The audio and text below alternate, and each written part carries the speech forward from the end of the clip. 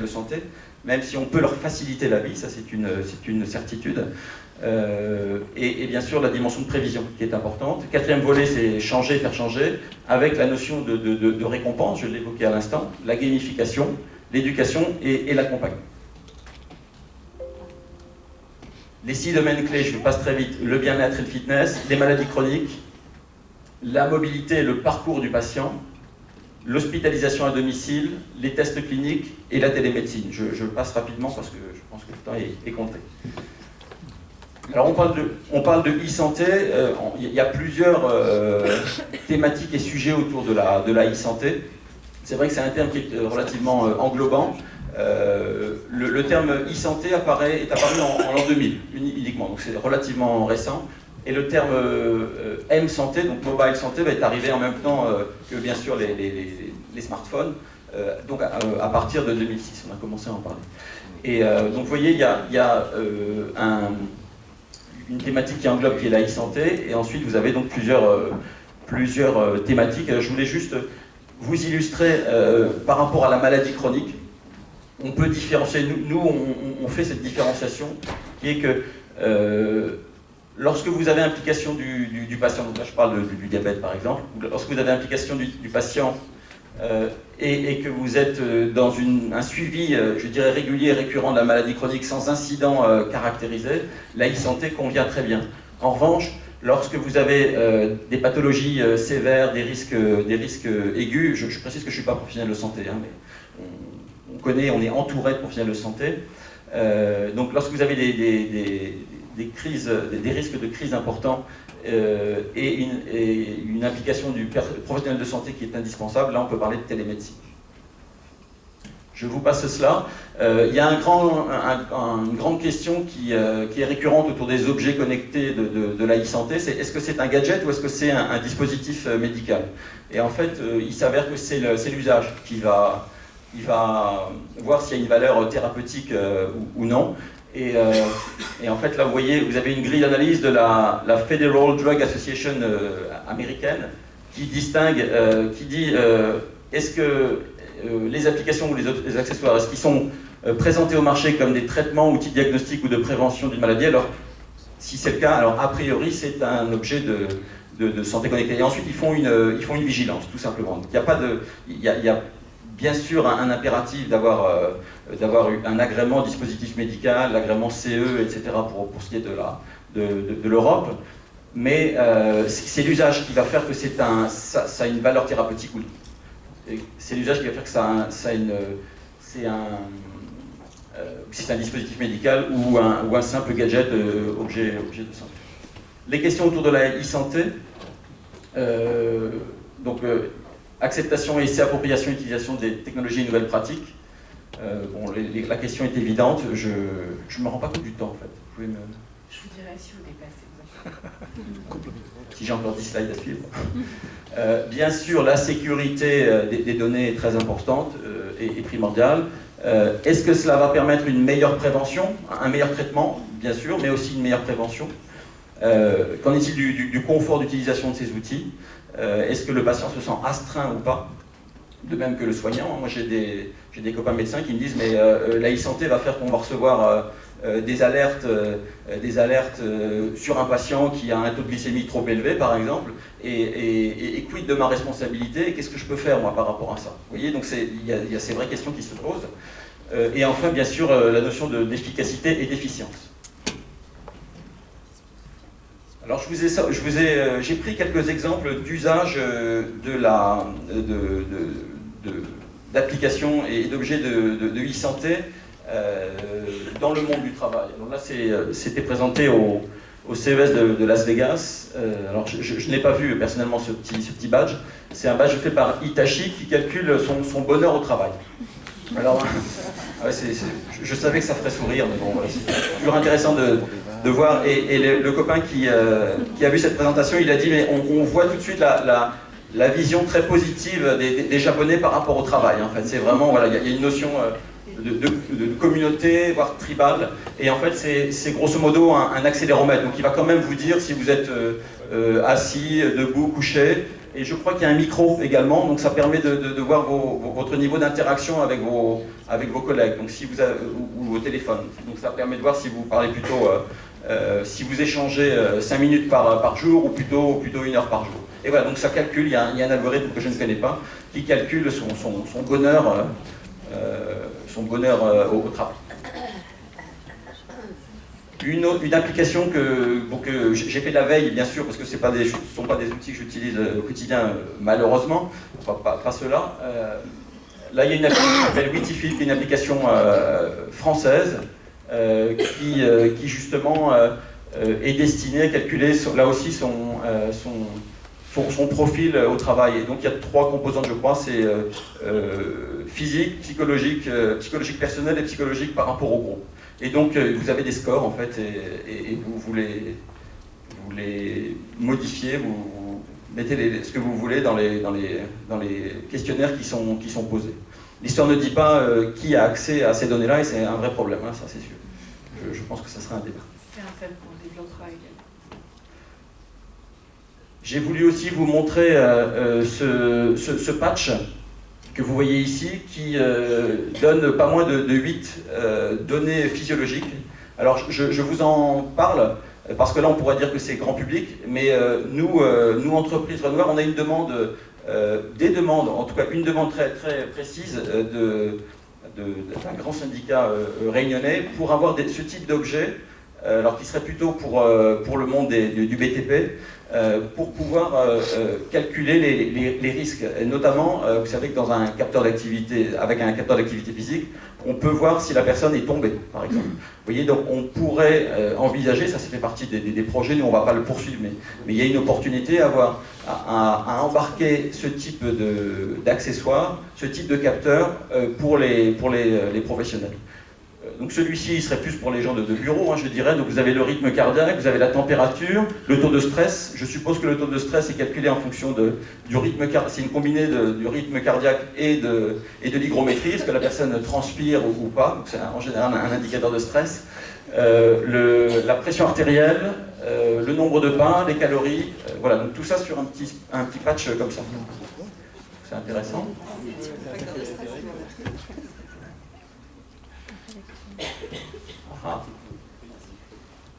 J'ai pas d'image. Bon, en fait, je voulais vous parler d'une application qu'on nous a demandé. En fait, nous l'avons développée pour les particuliers, qui s'appelle Diétékit, hein, qui est une application qui combine un pèse aliments connecté et une application. Donc, c'est une application qui est disponible gratuitement.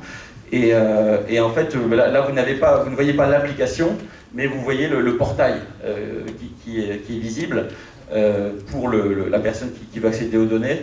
Et en fait, ce qui est intéressant, c'est que j'ai eu 2 voire 3 chefs d'entreprise qui m'ont dit « Moi, ça m'intéresse de proposer ça à mes collaborateurs quand je considère qu'ils vont avoir ce type de besoin, entre guillemets, de contrôler leur alimentation. Ça m'intéresse, moi, de leur confier ça, de leur donner ça, un peu comme un cadeau. Et bien sûr, il n'y a aucun suivi d'entreprise. C'est plus une action, dans le cas de la RSE, disons, une action pour aider le salarié. Voilà, c'est un avantage en nature, dirons. Donc je suis désolé, il n'y a pas l'application. Ah ben elle est là. Bon. Voilà, donc l'application elle est ici. J'aurais dû prendre des exemples de plats réunionnais. Voilà, donc ça peut intéresser le monde, les salariés, mais avec dans une logique où l'entreprise aiderait son salarié qui aurait manifesté un besoin. D'accord. Également, alors pour lister rapidement, Dharma, le coussin connecté qui détecte les mauvaises positions. Donc c'est un coussin qui se met sur l'assise du fauteuil et qui permet d'indiquer au salarié, s'il se tient bien ou pas bien. Donc c'est vrai qu'il y a un vrai intérêt, si c'est fiable bien entendu. Moi je serais presque allé plus loin, j'aurais dit il faudrait mettre une caméra dans le dossier en fait, parce que c'est là qu'on voit la posture de la personne. Mais c'est vrai que quand le dos, le mal de dos est le mal du siècle, on peut penser qu'il y a quand même des choses qui sont intéressantes qui vont servir dans le monde du travail.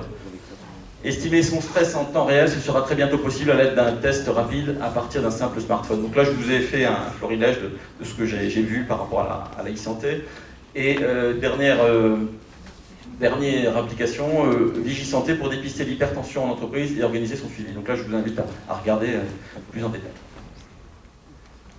Voilà, c'est mon dernier transparent. Je voulais prendre un peu de recul par rapport à la e-santé. Les opportunités, donc les opportunités d'une part, alors Philippe l'a largement évoqué tout à l'heure. Je pense que la santé connectée peut être partie prenante de la RSE. Le fait d'utiliser et de mettre à disposition des accessoires ou des outils de e-santé dans l'entreprise, je pense que ça permet de démocratiser. Ça peut être un rôle. Alors c'est vrai que le chef d'entreprise n'a pas forcément, c'est pas sa préoccupation principale, mais ça peut être important pour lui de donner libre accès à des outils qui vont permettre de faire un suivi. On a eu nous aussi, là aussi une demande de kit d'objets connectés. Donc nous on a un tensiomètre, un glucomètre, un capteur d'activité physique, un pèse-personne, un oxymètre, un thermomètre, et tout cela pourrait être mis à disposition du salarié, vraiment en libre service, et il pourrait se créer son compte sur un espace dédié, bien entendu, en respectant l'hébergement de données de santé. Et donc, il y a ce type de besoins, de demandes et d'opportunités. Autre point important, c'est l'image favorable que ça peut donner pour l'entreprise, vis-à-vis de ses employés, bien entendu, vis-à-vis de l'extérieur. Et puis, alors je voyais une stat tout récemment, il est acceptable que l'entreprise soit un lieu pour dépister des maladies chroniques, typiquement le diabète que je connais particulièrement. Donc c'est vrai que l'entreprise pourrait être un détecteur, entre guillemets. Je ne présuppose pas de la responsabilité de chacun en disant ça. Mais je crois que techniquement il y a un point de rencontre, entre guillemets, entre des qui ont potentiellement un problème de santé et puis un lieu où ils vont tous les jours, entre guillemets, qui est leur bureau ou leur lieu de travail. À surveiller, bien entendu, par rapport à la e-santé, c'est la sécurité. J'en ai parlé largement. Disponibilité des données, intégrité des données, confidentialité des données et aussi auditabilité. Est-ce que l'on peut savoir, c'est-à-dire faire du traçage, est-ce qu'on peut savoir qui a fait quoi avec ces données-là? Ça, c'est important dans le domaine de la sécurité informatique, c'est toujours très important. Et bien sûr, tout ce qui est gestion des permissions, c'est évident. Deuxième point à surveiller, c'est l'usage des données. C'est vrai que des données confidentielles de santé en général, elles sont exposées, elles présentent un risque. La notion de trace et de confidentialité est très, très prégnante aussi. Responsabilité de l'entreprise, quel rôle l'entreprise joue dans ce... quelle casquette doit-elle prendre et où placer la frontière de la responsabilité de l'entreprise. Je pense que l'entreprise doit être, c'est mon avis, doit être un facilitateur et uniquement un facilitateur. Et puis bien sûr, il y a les obligations légales et notamment la CNIL, je crois qu'on a une intervention sur le sujet à suivre. Je vous remercie. Merci.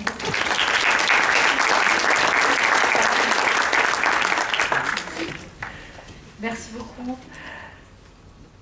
On est juste un petit peu en retard, mais on va passer au questionnaire, puisque l'Arviz a fait un sondage sur le numérique et la qualité de vie à La Réunion.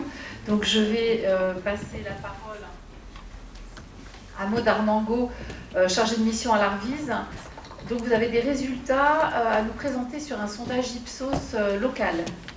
Alors, bonjour à tous. Alors peut-être juste avant de vous donner la parole, Maud, vous signalez que vous allez retrouver tout le contenu des présentations sur la clé USB qui est dans le petit sac bleu qui vous a été remis à l'arrivée. Et puis n'oubliez pas, avant de partir, de remettre le questionnaire de satisfaction sur lequel vous n'êtes pas assis, mais qui était sur votre siège à l'arrivée. Voilà. Du coup, je vais vous présenter les résultats d'un sondage sur le numérique et la qualité de vie au travail. Ce sondage, il est réalisé en fait tous les ans par le réseau Anactaract en lien avec la thématique de la semaine pour la qualité de vie au travail de l'année. Donc l'année dernière, il y a eu un sondage sur les espaces de discussion sur le travail. Et cette année, c'est un sondage qui traitait du numérique et du lien avec la qualité de vie au travail.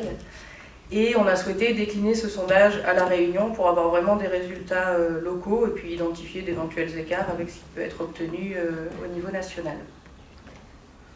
Le sondage a été réalisé par Ipsos Océan Indien. Les objectifs de ce sondage, c'était d'établir un état des lieux de la transformation numérique en marche et de ses enjeux et attentes en lien avec la qualité de vie au travail. Au niveau de la méthodologie de l'étude, c'est une étude qui est quantitative, donc qui a été faite par questionnaire. L'objectif était d'interroger deux cibles, donc des salariés actifs, mais aussi des chefs d'entreprise, pour pouvoir confronter peut-être les deux points de vue et les écarts au niveau des résultats. Donc 330 salariés ont été interrogés. Pour les salariés, c'était un questionnaire en ligne. Et ensuite, 50 chefs d'entreprise ont également été interrogés. Et là, au niveau de la méthode, c'était via des questionnaires faits par téléphone. Et ensuite, les études ont eu lieu pendant le mois de mai 2016, donc c'est des résultats tout frais. Je vais commencer par vous présenter les principaux enseignements et conclusions de ce sondage, et après je détaillerai certaines des questions, mais je ne pourrai pas toutes vous les présenter. Donc pareil, ce sondage, vous pourrez le retrouver sur le site des préventeurs, qui doit être indiqué sur le kakémono là-bas, je pense, qui est www.travailetprévention.re. Au niveau des principaux enseignements, du coup, ce qui ressort, c'est un enthousiasme certain pour le numérique à La Réunion. Des salariés réunionnais qui sont autant à l'aise qu'au niveau national, en tout cas avec les outils numériques, et de la même manière des entreprises réunionnaises qui ressortent comme autant avancées qu'au niveau national. Les salariés réunionnais paraissent même plus enthousiastes vis-à-vis du numérique et son impact sur le travail. À noter par contre, c'est que les salariés de plus de 50 ans sont eux par contre moins enthousiastes et un peu plus pessimistes là-dessus, mais on pouvait s'en douter. Donc, malgré ces quelques différences de perception, globalement, il y a les mêmes tendances qu'au niveau national. Une vision qui est très utilitaire du numérique. Ça permet de simplifier les process, de gagner en souplesse. Et également un effet positif du numérique sur l'efficacité de l'organisation, tout ce qui est reporting et même qualité du travail. Par contre, ce qui ressort également, c'est que les conditions de travail se sont dégradées et que les chefs d'entreprise ne le voient pas forcément. Il y a donc 40% des salariés qui ont l'impression que leurs conditions de travail se sont dégradées. Donc ce qui ressort comme pouvant être en cause de cette dégradation, il y a tout ce qui est accélération des échanges. Donc avec l'accélération des échanges, il y a tout ce qui est pression sur les délais, mais aussi la charge de travail. Et ça, de la même manière, ça ressort de manière plus importante pour les salariés de plus de 50 ans. Ensuite, deuxième élément qui peut être en cause, c'est des ressources qui ne sont pas toujours en phase. Donc par ressources, on va entendre autant un matériel qui peut parfois être obsolète, mais aussi des formations, par exemple, qui ne sont pas forcément adaptées. Donc on a ces deux aspects-là. Ensuite, autre élément en cause, la virtualisation des échanges, qui peut créer un certain isolement des salariés et nuire au dialogue social. Et par contre, ce qui ressort, du coup, c'est qu'au niveau des chefs d'entreprise, ils n'ont pas forcément pris la mesure de ces effets négatifs. Donc ils vont reconnaître que le numérique peut augmenter la pression, par exemple, et donc augmenter le niveau de stress, mais ils vont systématiquement sous-estimer les effets de l'impact du numérique sur les conditions matérielles de travail. Du coup, c'est vrai qu'il y a sûrement certains chantiers que les chefs d'entreprise pourraient mettre en place et qui ne le sont pas parce qu'ils sous-estiment certains des effets. Ensuite, au niveau des priorités qui sont évoquées et par les salariés et par les chefs d'entreprise, donc du côté des salariés, ce qui est énoncé comme une priorité, c'est des formations spécifiques et adéquates à l'activité de travail, un matériel performant, donc là-dessus vraiment une priorité à donner à un diagnostic des ressources dans l'entreprise, que ce soit en termes de matériel ou en termes des besoins en formation. Et ensuite également une autre priorité qui est relative au management de proximité, donc un besoin de trouver du temps pour recréer du lien entre les salariés et les managers et retrouver du sens aux missions grâce à des échanges qui se passent quand même en face à face et non uniquement par le biais des mails et tout ça. Pour les chefs d'entreprise, donc eux, ils n'étaient pas forcément interrogés sur, pour eux, quels étaient leurs besoins, mais bien entendu, ils ont besoin de la même manière d'un matériel qui soit adéquat et puis des formations spécifiques sur les différents outils qu'ils peuvent être amenés à utiliser.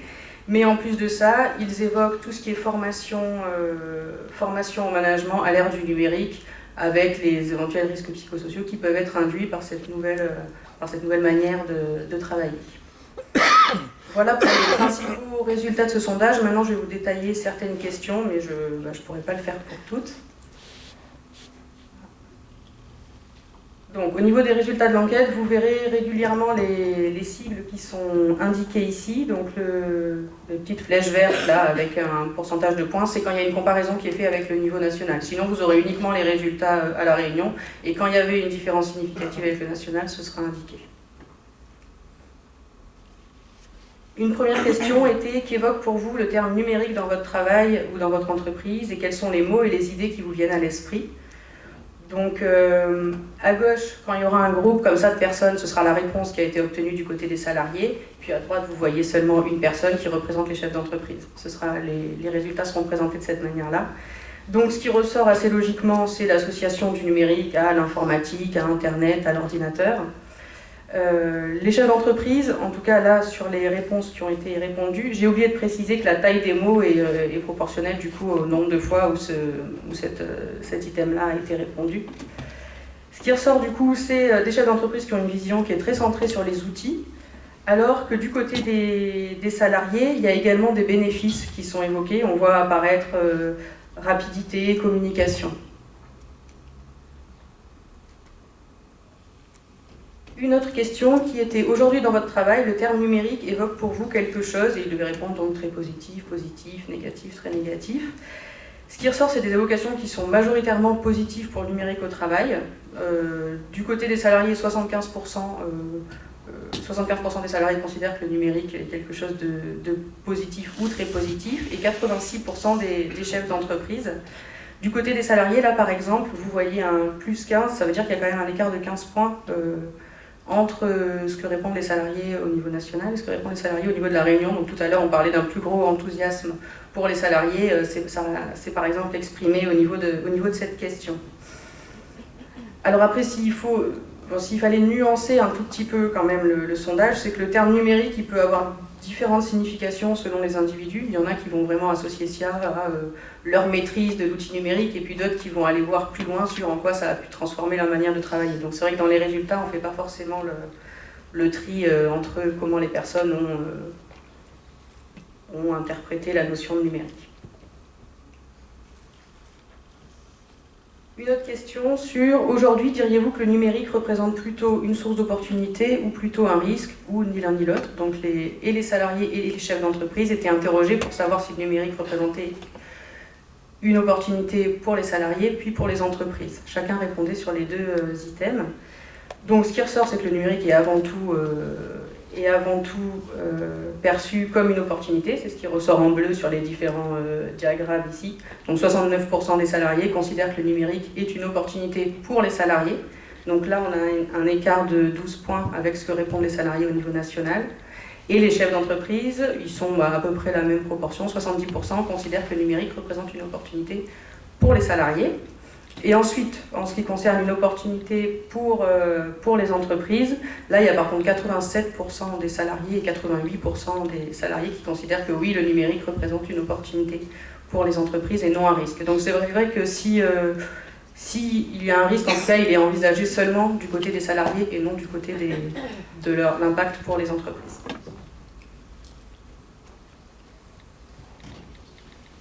Une autre question que je vous détaille ici, qui était dans la liste suivante: quels sont les mots qui vous paraissent correspondre le mieux à vos sentiments à l'égard du numérique dans votre travail? Donc plusieurs sentiments ont été proposés: simplification, souplesse, opportunité, confiance, enthousiasme, méfiance, stress, pression, difficulté, menace, indifférence ou aucun. Donc ce qui ressort en particulier, ce serait que le numérique fluidifie et simplifie le travail. 72% des salariés ont répondu cette réponse-là, et 56% des chefs d'entreprise. Donc ici aussi, au niveau de la simplification du travail, il y a 20% de salariés réunionnais en plus qu'au niveau national qui répondent de cette simplification du travail avec le numérique. Au niveau des aspects plus négatifs, donc qui apparaissent en orange ici, ce qui ressort, ça va être le stress. 12% des salariés considèrent que le numérique, ça leur évoque quand même un sentiment de stress, ils relient ça au stress. Et 12% des chefs d'entreprise également, donc là on est vraiment sur la même longueur d'onde des deux côtés. Par contre, au niveau de la pression, il y a 11% des salariés qui répondent que le numérique a induit une certaine pression, alors que seulement 4% des chefs d'entreprise ont répondu cet item-là.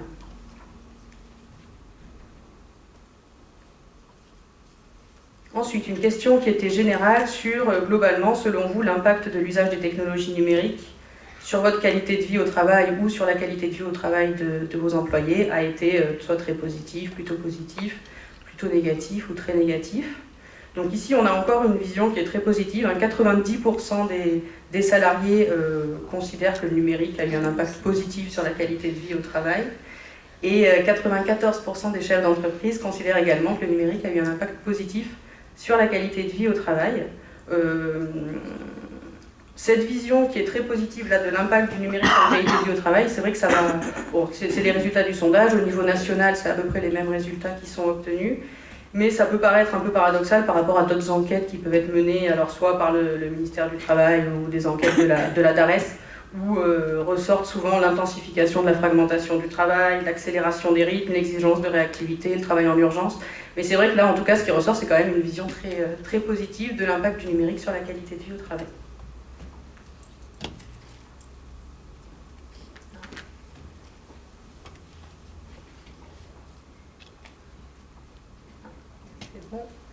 Ensuite, une autre question, je pense que je suis à l'avant-dernière. Avec le développement du numérique dans votre travail, diriez-vous que pour vous ou pour les salariés de votre entreprise, chacune des dimensions suivantes, soit c'est amélioré, soit c'est dégradé, soit est resté stable?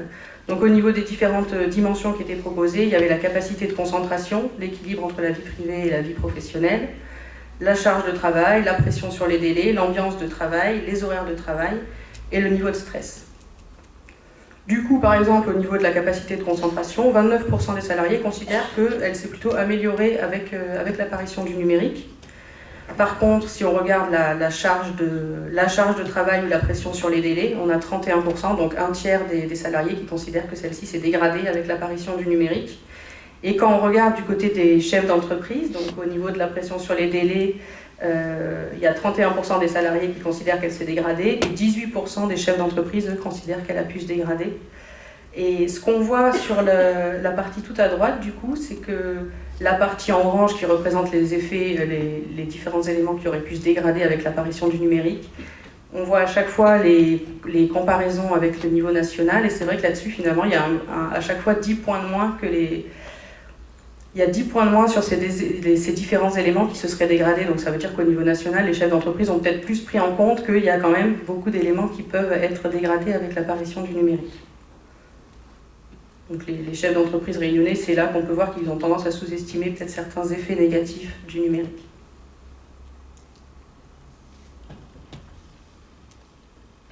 Ensuite, là une question plus sur les attentes pour aider les salariés à mieux travailler à l'ère du numérique.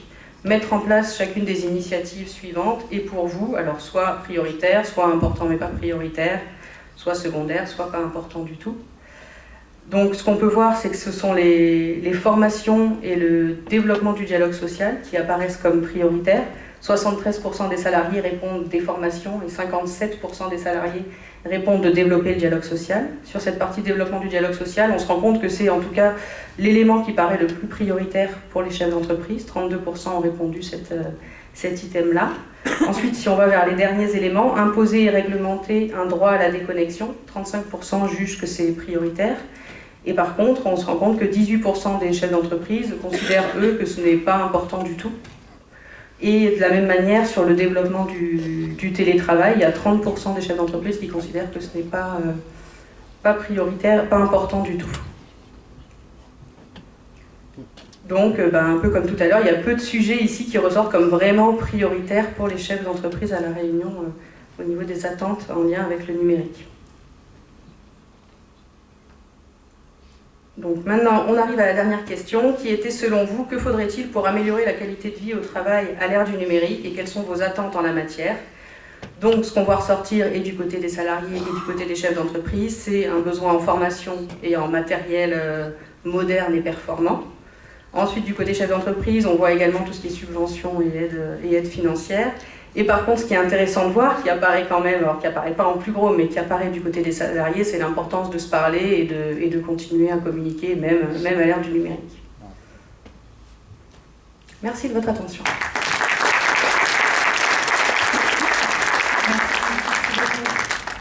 Bien justement, nous allons aborder maintenant un peu plus en profondeur et dans le vécu cette question des conséquences du numérique sur la vie du travailleur avec la première table ronde à laquelle je vais inviter Claire-Vie Renaudin qui est juriste Acte SIL OI. Avec elle, Émilie Félicité qui est également juriste mais à la SOGEDIS. J'ai appelé Jérôme Fribourg qui est intervenant en prévention des risques professionnels au CIS-TBI. Également Dominique Deveau qui est venu nous apporter son témoignage en tant que secrétaire médical de la SDR. Et puis Gilbert Laporte, directeur de l'ARVIS et délégué régional ANACT.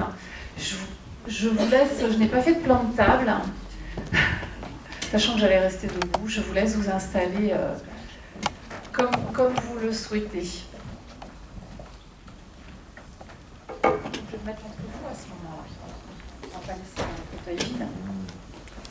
Alors on va peut-être commencer par aborder la question qui est revenue pas mal déjà depuis ce matin sur la question de la circulation des données numériques.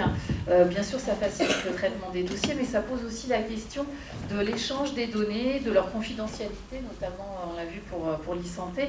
Bref, de nouvelles questions juridiques. Alors, Claire-Vie Renaudin, concernant l'utilisation des fichiers d'un salarié, quels sont les droits de l'employeur, par exemple? Est-ce qu'il peut consulter les emails si le salarié n'est pas là? Alors en fait, tout va dépendre du caractère privé ou professionnel des emails. Si vous avez un email qui est professionnel, l'employeur pourra le consulter et sans la présence du salarié. Alors c'est quoi un email professionnel? C'est tout message reçu ou émis via l'outil informatique mis à la disposition du salarié par l'employeur. Vous avez aussi tous les fichiers, tous documents qui vont être stockés sur votre outil informatique mis à votre disposition par l'employeur sera considéré comme ayant un caractère professionnel. Donc dans ce cas-là, l'employeur pourra les consulter sans votre accord et sans votre présence. En revanche, dès lors que le fichier ou l'email est personnel, l'employeur ne pourra pas les consulter sans la présence du salarié, ou alors en cas de risque particulier, par exemple un risque de concurrence déloyale, il pourra demander au juge d'instruction l'intervention d'un huissier pour consulter ces mails. Alors comment c'est qu'un fichier personnel? Voilà. Alors en fait, les juges ont une conception très stricte du caractère personnel, c'est-à-dire qu'il faut absolument que vous mettiez sur votre fichier ou votre document personnel.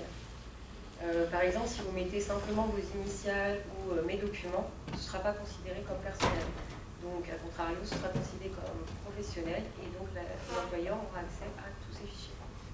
Alors, est-ce que l'employeur peut utiliser le contenu d'un message qu'il aurait lu sur la boîte mail d'un salarié, par exemple, pour le licencier?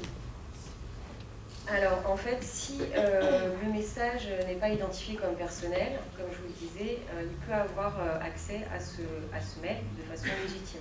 En revanche, si le contenu est personnel, il ne pourra pas l'utiliser contre le salarié. Donc, il y a quand même une certaine protection des données, mais avec cette mention personnelle. Personnelle. D'accord.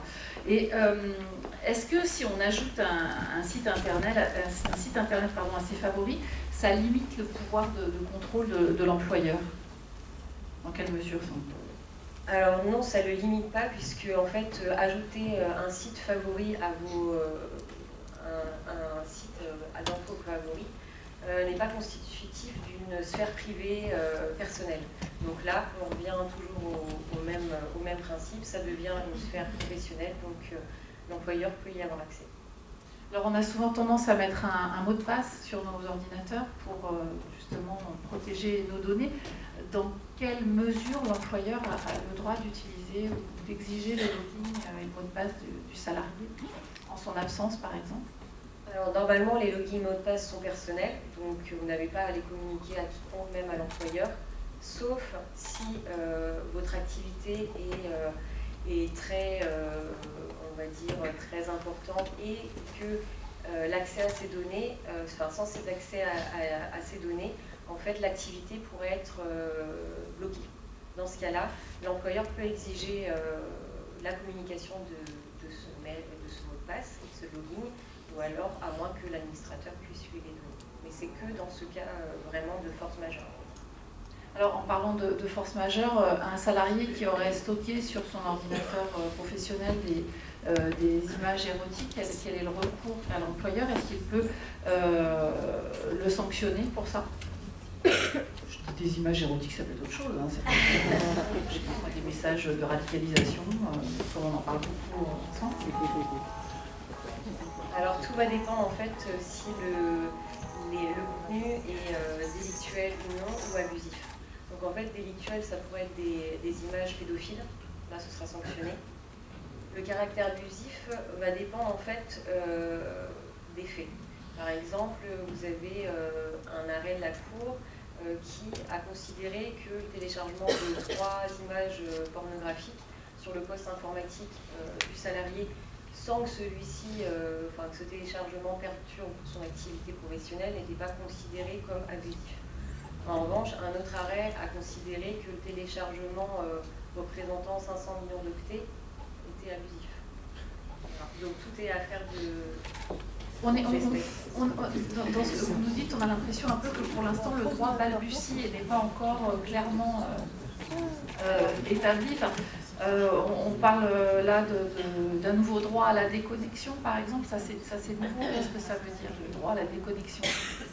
Alors déjà, pour répondre à votre première question, c'est pas que le droit balbutie, c'est que en fait vous avez quand même une frontière vie privée, vie professionnelle, et du coup les juges vont aller analyser vraiment cas par cas les faits pour essayer de protéger au maximum les salariés, tout en respectant quand même leurs obligations professionnelles.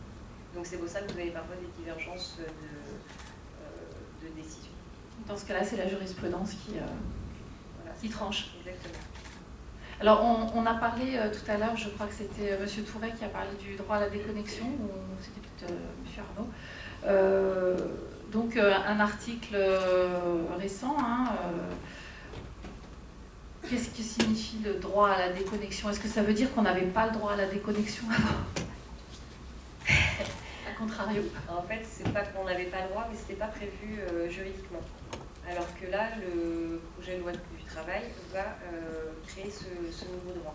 Donc en fait, le but, c'est que chaque année, les employeurs et employés discutent justement de la mise en place de ce droit à la déconnexion pour créer en fait une certaine sécurité juridique pour les salariés qui ne se sentent pas obligés, en dehors de leur heure de travail, de répondre à des mails, à des appels téléphoniques, etc. Le problème, c'est qu'à défaut d'accord entre salariés et employeurs, là, ce sera l'employeur qui décidera des moyens mis en œuvre pour cette déconnexion. Donc là, la discussion est en cours. Alors, en revanche, en cas de non-respect par l'employeur de ce droit à déconnexion, pour l'instant, il n'est pas prévu de pénalité. Est-ce que ça peut rentrer dans le cadre d'une charte informatique qui serait discutée au sein de l'entreprise? Oui, alors justement, la mise en place de ces moyens justement pour réguler l'utilisation des outils informatiques sera prévue par une charte qui justement devra être discutée entre salariés et employeurs si ça se passe bien. Alors justement, Émilie, félicitez, vous à la Sogedis, vous avez déjà mis en place une charte informatique. Vous pouvez nous expliquer comment vous avez procédé et pourquoi vous l'avez fait? En fait, à la Sodegis, on a mis en place une charte informatique qui est annexée en fait au règlement intérieur pour la rendre opposable aux salariés. Et en fait, cette charte informatique, elle a été étudiée, élaborée en concertation avec les managers, les salariés et avec le correspondant informatique et liberté. Ensuite, la charte informatique, avant son adoption, elle a été proposée en fait aux IRP, aux instances représentatives du personnel pour information. Elle a également été soumise à l'inspection du travail. C'est une obligation réglementaire. Et ensuite, elle a été validée, approuvée, et donc aujourd'hui, elle est opposable chez nous. Alors, en quoi elle contribue à la qualité de vie au travail des salariés, cette charte? Alors en fait, la charte informatique annexée au règlement intérieur chez nous, elle permet en fait d'encadrer l'utilisation des outils, des objets Internet, etc. et la pratique qui peut en être faite par les salariés, en fait pour protéger les données de la société, encadrer la confidentialité des données que nous avons et en fait limiter les accès, les possibilités de risque en fait de perte de données et aussi les usages des salariés en fait, notamment sur les réseaux sociaux et autres. Depuis qu'elle a été mise en place, vous en voyez des effets concrets? Vous avez quelques exemples depuis qu'elle est appliquée? Oui, des exemples concrets, on en a beaucoup. C'était par exemple les PowerPoint qui ont été proposés au tout début en fait. C'est vrai qu'il y a beaucoup en fait de réseaux sociaux qui se créent, qui interviennent au quotidien. Et en fait, nous, chez nous, dans la pratique, on se dit, on tolère en fait un usage privé de l'outil informatique tant qu'il reste exceptionnel et qu'il n'est pas contraire aux bonnes mœurs en fait et à l'ordre public. Donc à chaque fois qu'il y a des réseaux sociaux, etc., c'est vrai qu'il y a pas mal de salariés qui ont tendance à dire ouais super, il y en a un nouveau, il n'est pas encore bloqué. Donc au fur et à mesure en fait qu'on en a connaissance, on limite les accès quand même. Donc vous bloquez les accès aux réseaux sociaux? Oui. Est-ce que ça contribue à la qualité de vie au travail? Je sais pas, ça c'est peut-être une question. Alors la qualité de vie au travail, je sais pas, mais bon la productivité, oui. Et après c'est vrai que... Est-ce que ça constitue pas des petits moments de pause nécessaires? Ça peut aussi être des moments de pause, mais c'est vrai qu'après c'est aussi sujet à discussion, à échange entre les managers et les salariés. Donc voilà, il y a des réseaux sociaux qui ont peut-être une importance, par exemple dans le service communication ou autre, et il y en a peut-être d'autres, bon, c'est plus sur le temps, hors temps de travail, je dirais.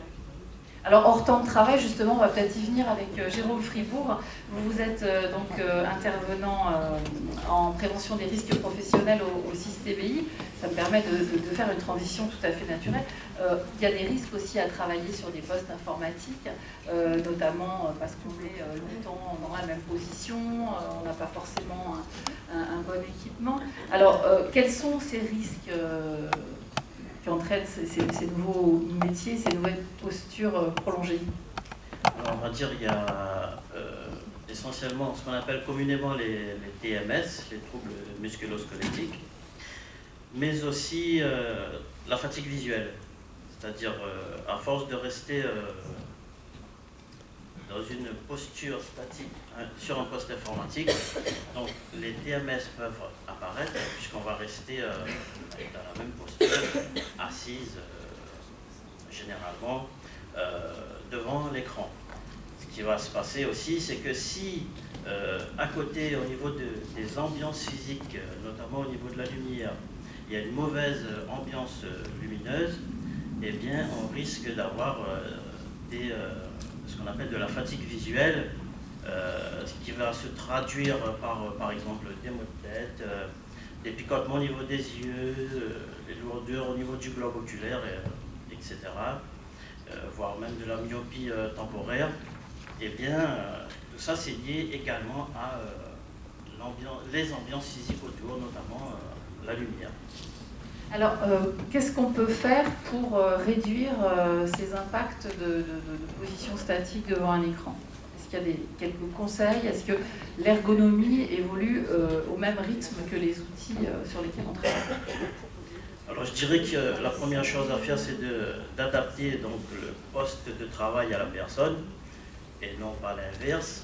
Quand on parle d'ergonomie, on adapte le poste à la personne et on n'adapte pas la personne au poste de travail.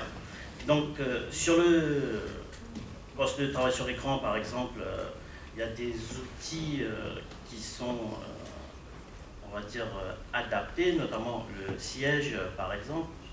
Le siège, il est réglable en hauteur, au niveau de l'assise, il est sur 5 branches à roulettes. L'inclinaison du dossier est réglable.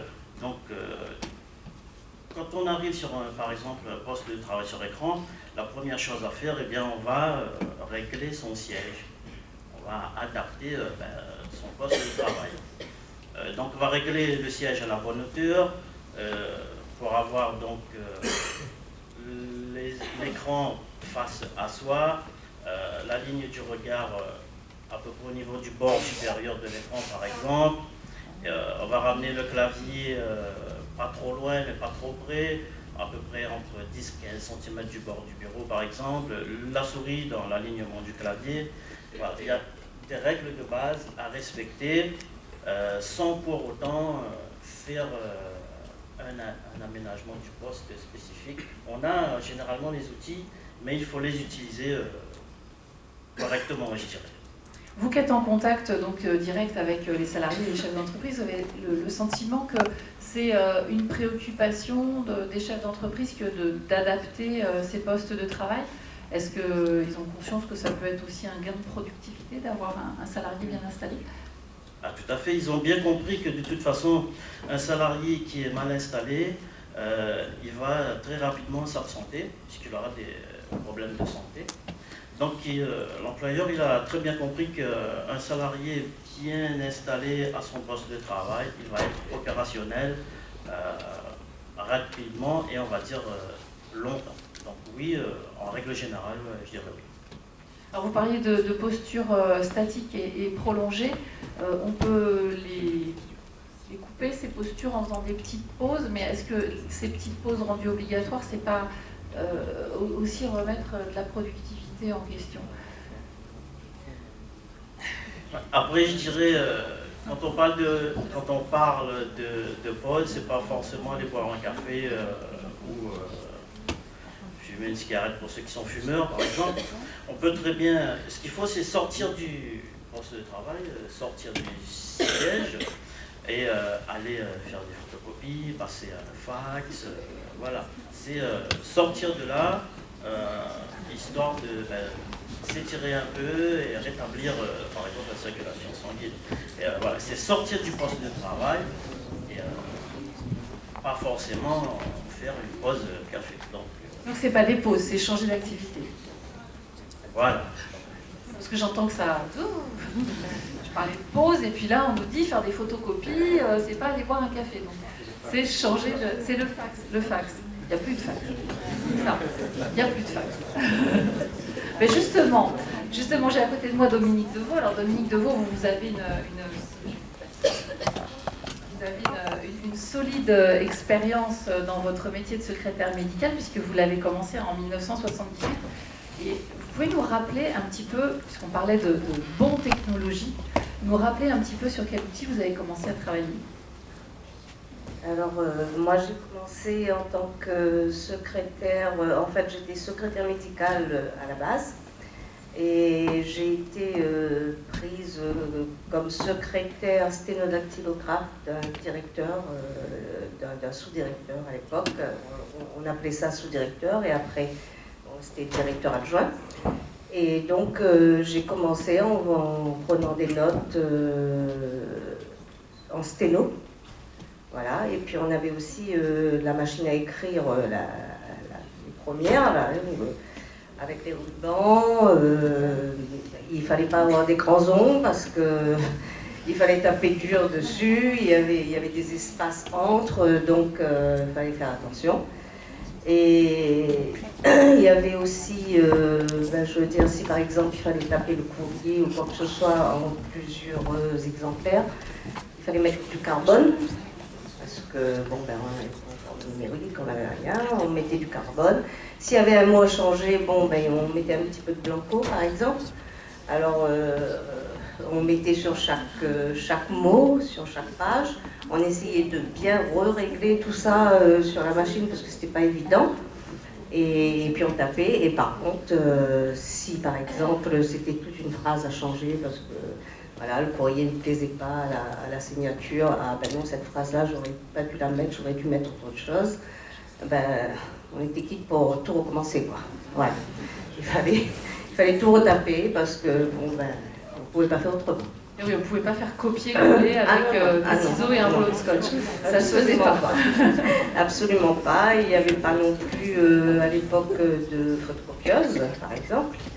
Alors, on avait comme appareil, on appelait ça l'appareil à stencil, je ne sais pas, il y a les âgés comme moi qui doivent connaître ça. Alors, on mettait ça sur l'appareil,